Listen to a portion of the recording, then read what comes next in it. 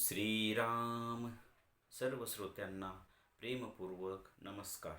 श्रोते हो, आपण स्वामी विद्यानंद यांच्या भावार्थ रामायण संक्षिप्त या ग्रंथाच्या आधारे निर्माण झालेला मला भावलेले भावार्थ रामायण अर्थात आत्मपरायण हा ग्रंथ आपण पाहत आहोत.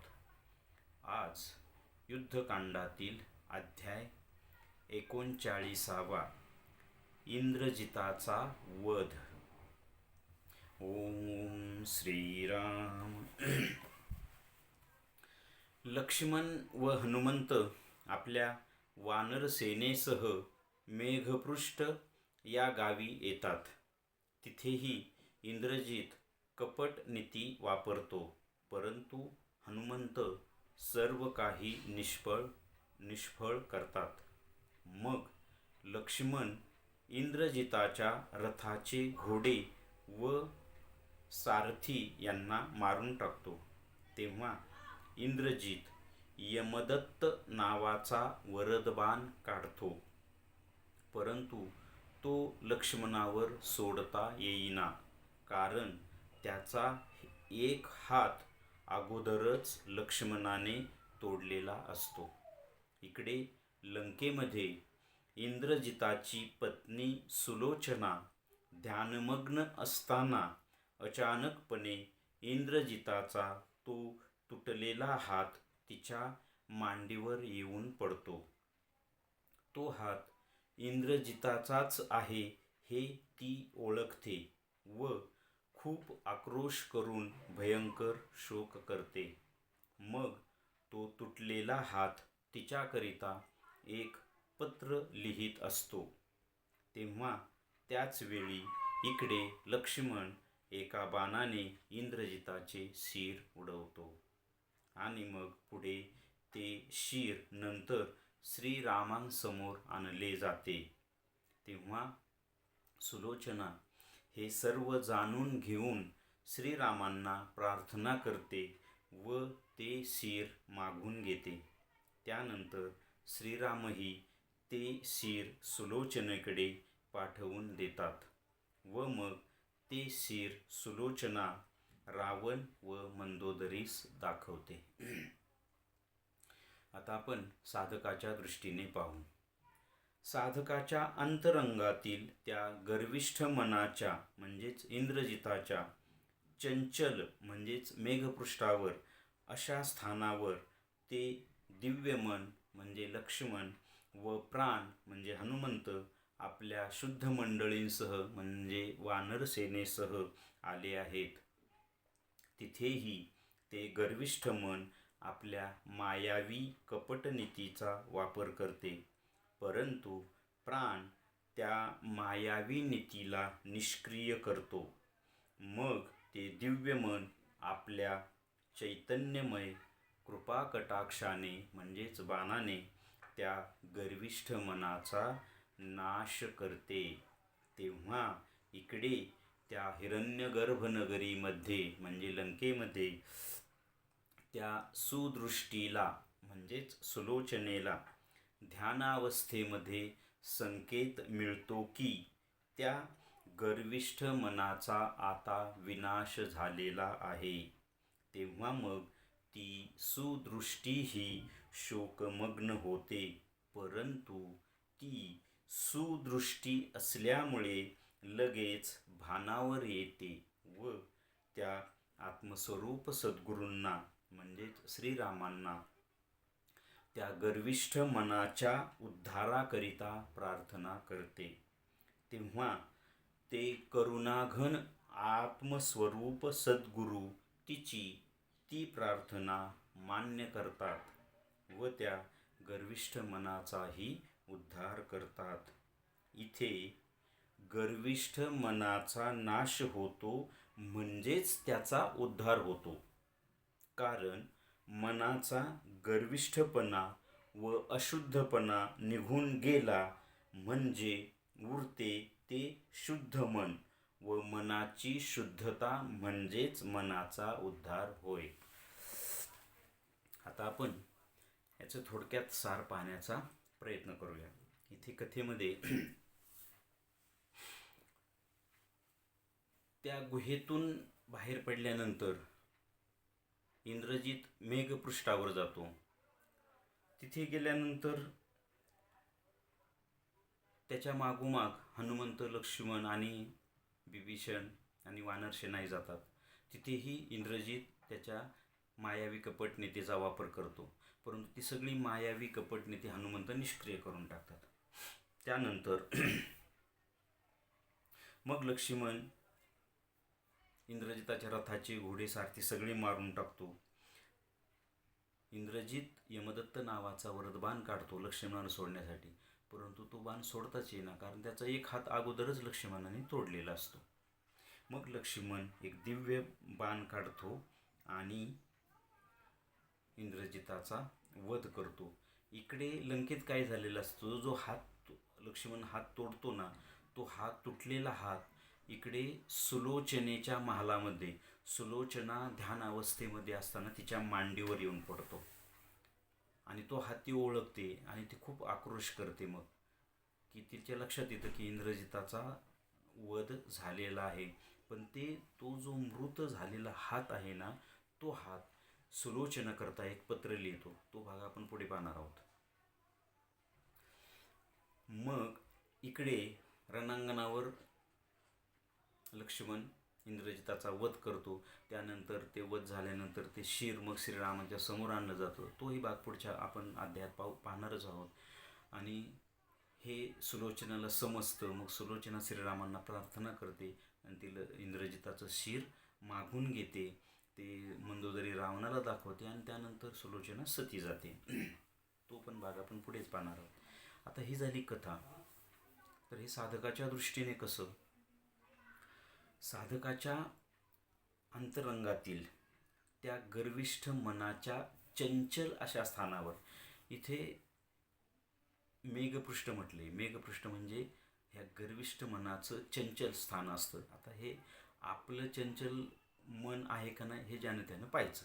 मग ते चंचल मन म्हणजेच मायावी, सांसारिक, ईश्वराच्या विरोधी अशा स्थानावर ते हे दिव्य मन, प्राण, विवेक, शुद्ध मंडळी सगळे येतात. तिथेही ते गर्विष्ठ मन आपली मायावी कपटनीती वापरण्याचा प्रयत्न करतं. म्हणजे पहा, आपण मागच्या पण भागात पाहिलं की आपण आपल्या मनाचा नीट अभ्यासच करत नाही. आपलंच मन आपल्याला कितीतरी फसवतं, कितीतरी मायावी गोष्टीत, संकल्पनामध्ये, मनोराज्यामध्ये अडकवतं. वास्तविक वर्तमानात जगू देत नाही. जर आपण वास्तविक आणि वर्तमानात जगलो तर आपल्याला दुःखच होणार नाही. पण आपण नेहमी या मायावी संकल्प विकल्पांच्या, म्हणजे हे करेंगे, ते करेंगे, ये होगा, वो होगा, ऐसा वैसा, या गोष्टींमध्येच आणि त्यातनं निर्माण होणारं दुःख, हे इथे चंचल आणि गर्विष्ठ मनाचं हे स्वभाव गुणधर्म आहे. परंतु ज्या साधकाचा प्राण हा शुद्ध, बळकट, चैतन्यमय, अध्यात्ममय झालेला असतो, त्यामुळं त्याचं मन, जे ओरिजिनल मन आहे आत्म्याचं, तेही दिव्य असतं आणि तो प्राण त्या मग या गर्विष्ठ मनाच्या कुठल्याच संकल्प विकल्पांना थारा देऊ देत नाही. ही खूप उच्च अवस्था आहे आणि आपल्याला ती मिळवायची असते. तर इथे प्राण त्या गर्विष्ठ मनाचे या सगळ्या कपट नीतीचा, मायावीपणाचा सगळ्यांना निष्क्रिय करून टाकते. त्यानंतर मग ते दिव्य मन आपल्या एकाच कृपा कटाक्षाने, लक्ष्मण एकाच बाणाने इंद्रजिताचं शिर उडवतो. साधकाच्या दृष्टीने साधकाचं दिव्य मन आपल्या एकाच कृपा कटाक्षाने त्या गर्विष्ठ मनाचा नाश करतं.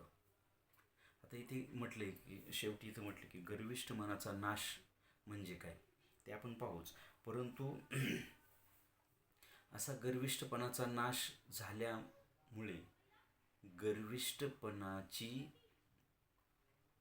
जी सुदृष्टी असते, इथे एक महत्त्वाची गोष्ट लक्षात घ्या. इथे कुणी कोणाचा नाश केला आहे? इथे प्राणाने मनाचा नाश केलेला नाही आहे. इथे दिव्य मनाने गर्विष्ठ मनाचा नाश केलाय. म्हणजे आपल्याच ठिकाणी दिव्य मनही असतं. म्हणजे मनाचाच दिव्य मन हाही प्रकार असतो, मनाचाच गर्विष्ठ मन, अहंकारमय मन असाही प्रकार असतो, आणि मनाचाच एक साधं सरळ मन असाही प्रकार असतो एकाच मनाचा. हे आपण हे खूप अंतरंगात शिरल्यानंतरच ह्या गोष्टी कळतात, किंवा आपण खूप बारीक निरीक्षण अंतरंगातलं आपल्या आपल्या स्वतःच्या चिंतन मनन केलं तर आपल्या लक्षात येईल की आपल्या मनाचे कितीतरी प्रकार असतात. म्हणजे आपलं मन जेव्हा ईश्वराशी एकरूप होतं ते दिव्य मन, आपलं मन जेव्हा काही निर्णय घेतं ती बुद्धी, आपलं साधं मन म्हणजे मला आता भूक लागली आपल्याला कळते ना, तर ते साधं मन, तहान लागली कळतं ना, म्हणजे ज्या रुटीनच्या गोष्टी आहेत नित्याच्या, ते मनच पाहिजे ना तिथे करायला, पण आपल्याला कळतच नाही. शिवाय मी आमका, मी तमका, मी श्रीमंत, मी गरीब, मी आध्यात्मिक, मी ज्ञानी वगैरे वगैरे, हे गर्विष्ठ मन, हे अहंकारी मन. म्हणजेच आपल्याच ठिकाणच्या हे मनाचे असे अनेक प्रकार असतात. आणि मग आता ह्या मनाचे सगळे प्रकार घालवून ह्या मनाला ईश्वराशी एकरूप करण्याचं कार्य कोण करेल? आपल्यातलंच दिव्य मन. आणि मग तीच ओवी पुन्हा ज्ञानेश्वरांची, बळिये इंद्रिये येती मना, मन एकवटे पवना, पवन सहजे गगना मिळूची लागे, ऐसे नेनो काय आपैसे, तया तेची कीजे अभ्यासे, समाधी घर पुसे मानसाचे. म्हणजे मनाला समाधी अवस्था मिळणे म्हणजे ही सगळ्या मनांचा नाश होणे, ही मनं सगळी विरून जाणे, किंवा ही मनं शुद्ध होणे आणि दिव्य मनाशी म्हणजेच समाधी अवस्थेत जाणे. या पद्धतीने इथे मनाचा नाश म्हटलेला आहे. आता इथे ही गोष्ट त्या सुदृष्टीला समजते. आपल्यामध्येच एक सुदृष्टी असते आणि ती ह्या मनाची असते. साधी दृष्टी ही गर्विष्ठ मनाची. परत हा एक महत्त्वाचा फरक, साधी जी दृष्टी आहे ना, आपण साधं जीवन जगतो, आपली एक दृष्टिकोन असतो आपल्या जगण्याचा, असं तसं वगैरे, ही साधी दृष्टी असते, ती ह्या गर्विष्ठ मनाची. परंतु जी सुदृष्टी असते, म्हणजे म्हणजे शुद्ध झालेली दृष्टी, ती त्या दिव्य मनाची. त्या सुदृष्टीला समजतं की आपल्या गर्विष्ठ मनाचा नाश झालेला आहे. हा तिला तिच्या ध्यानावस्थेमध्ये. आता परत हा एक आणखी अवघड प्रश्न की सुदृष्टीची ध्यानावस्था म्हणजे काय? महत्त्वाच्या गोष्टी आहेत खूप. सुदृष्टीची ध्यानावस्था म्हणजे माझी दृष्टी बाह्य गोष्टींमध्ये न राहता माझी दृष्टी अंतर्मुख होऊन अंतरात्म्याशी एकरूप होणे. म्हणजे आणि ते शब्द पण वापरला आहे की सुदृष्टीला ध्यानावस्थेमध्ये, म्हणजे मी जेव्हा ध्यानावस्थेमध्ये शिरेल आणि माझी अंतर्दृष्टी जेव्हा ओपन होईल, उघडी होईल, तेव्हा माझ्या दृष्टीसमोर ईश्वरीय चैतन्य, ईश्वरीय प्रकाश, ईश्वरीय नाद, ईश्वरीय दर्शन, ती जे मी पाहतो त्याला म्हणायचं सुदृष्टी. त्या सुदृष्टीला कळणारच ना की गर्विष्ठ मनाचा नाश झाला आहे, हे तिला ते कळतं. आणि मग ती त्या आत्म्याकडे खूप, खरं तर हा अध्याय खूप अतिशय महत्त्वाचा आहे. यावर खूप वेळ द्यायला हवा तसं पाहिलं तर. यावर कमीत कमी 3-4 व्हिडिओज तरी बनवायला हवे होते, परंतु काही हरकत नाही, आपण आता थोडक्यातच पाहतोय. ती काय म्हणते, ती त्या आत्मस्वरूप सद्गुरूंना म्हणते की या गर्विष्ठ मनाचा उद्धार करा. मोठी गोष्ट आहे की नाही? आपण नीट निरीक्षण करा आपली सुदृष्टी. आणि जेव्हा आपण साधनेमध्ये, आता मी आत्ता जे सांगितलं की सुदृष्टी जेव्हा ही अंतरंगातील आत्म्याची ही सगळी दृश्य पाहते, म्हणजे दिव्य प्रकाश, दिव्य दर्शन, दिव्यनाद, आत्म्याचा स्पर्श वगैरे, ही जी सुदृष्टी पाहते ना, ती काय प्रार्थना करते? स्वरूप सद्गुरूंना म्हणजे आत्म्याला प्रार्थना करते की या गर्विष्ठ मनाचा उद्धार करा. म्हणजे त्याचा उद्धार केला की ते गर्विष्ठ मन पुन्हा गर्विष्ठपणा, अशुद्धपणा करणार नाही. म्हणजेच माझ्या मनाचं उन्मन होऊन, माझ्या मनाची ऊर्ध्वझेप होऊन माझ्या मनाला समाधी अवस्था मिळू द्या, म्हणजे त्याचा उद्धार होऊ द्या, म्हणजेच त्याचा गर्विष्ठपणा जाऊ द्या, त्याचा अशुद्धपणा जाऊ द्या, त्याचा पापपणा जाऊ द्या, त्याचा विकार, वासना, लोभ, मोह या सगळ्या गोष्टी जाऊ द्या आणि त्याला शुद्ध होऊ द्या, म्हणजेच दिव्य होऊ द्या, म्हणजेच आत्म्याचं मन होऊ द्या. या दृष्टीने ती सुदृष्टी त्या आत्मस्वरूप सद्गुरूंना म्हणते की या गर्विष्ठ मनाचा उद्धार करा. आणि मग ते सद्गुरू या गर्विष्ठ मनाचा उद्धार करतात. आता खरंच खूप मोठा भाग आहे. ते कसा करतात तेच कुठला तीच ओवी. बळीये इंद्रिये ती म्हणा, सगळे इंद्रिय मनाच्या अधीन आहेत. मन एकवटी पाहुणा, मन प्राणाशी एकरूप होतं.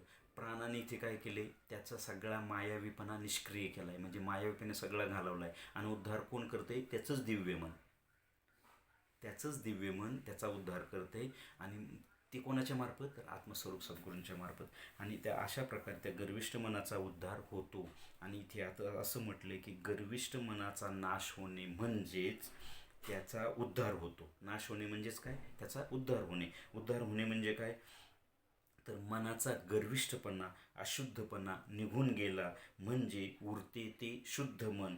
आणि व मनाची ही शुद्धता म्हणजेच मनाचा उद्धार. म्हणजे मनाचा नाश कधी होत नाही. एकतर एक अतिशय इथे आणखी एक महत्त्वाचा मुद्दा आहे की आपण जेव्हा आपल्याला मुक्ती मिळते किंवा साधक फक्त त्याच्या जीवाला मुक्ती मिळवून देतो, पण हे जे घटक राहतात ना, मन, प्राण, बुद्धी, विवेक, हे सगळे घटक जेव्हा तो साधक जीवाला मुक्ती मिळाल्यानंतर ध्येय सोडतो, तेव्हा देहातून हे सगळे घटक वैश्विक स्तरावर जाऊन पोचतात.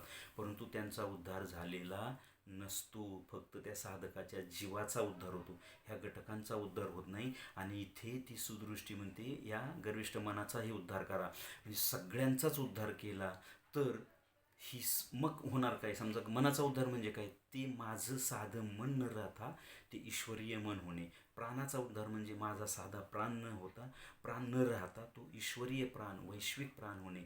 माझा साधा विवेक न राहता तो ईश्वरीय वैश्विक विवेक. या घटकांचा असा उद्धार झाला पाहिजे, तेव्हा या विश्वाचा उद्धार होईल. आणि हे विश्वच ईश्वरमय होईल किंवा या ईश्वराचं स्वर्गामध्ये रूपांतरण होईल. आणि हेच ध्येय योगी श्री अरविंदांनी आत्ताच्या काळामध्ये जगाच्या समोर मांडलेलं आहे. याच पद्धतीने मी माझ्या सगळ्या घटकांचा उद्धार करणे, माझ्या जीवाचा उद्धार इथे अपेक्षित नाही. मुक्ती मिळून जाते फक्त जीवाला, परंतु या घटकांना मिळत नाही. तर ती मुक्ती या सगळ्या घटकांना मिळाली की मग माझ्या व्यक्तीच्या ठिकाणच्या सगळ्यांचा उद्धार झाला. असंच जगातल्या सगळ्या व्यक्तींनी त्यांच्या जीवासहित सगळ्या घटकांचा उद्धार केला म्हणजेच या पृथ्वीवर स्वर्गाचं अवतरण होईल किंवा स्वर्ग निर्माण होईल. हेच श्री ज्ञानेश्वर महाराज पसायदानामध्ये मागणी करतात. आणि या मानव जातीला आपल्यासमोर श्री ज्ञानेश्वरांनी आणि श्री अरविंदांनी हेच ध्येय ठेवलेलं आहे. आपण त्या पद्धतीने वाटचाल करूया, हेच याचं सार असं मला वाटतं. श्रीरामार्पणमस्तु. हरिओम तत्सत. ब्रह्मार्पणमस्तु.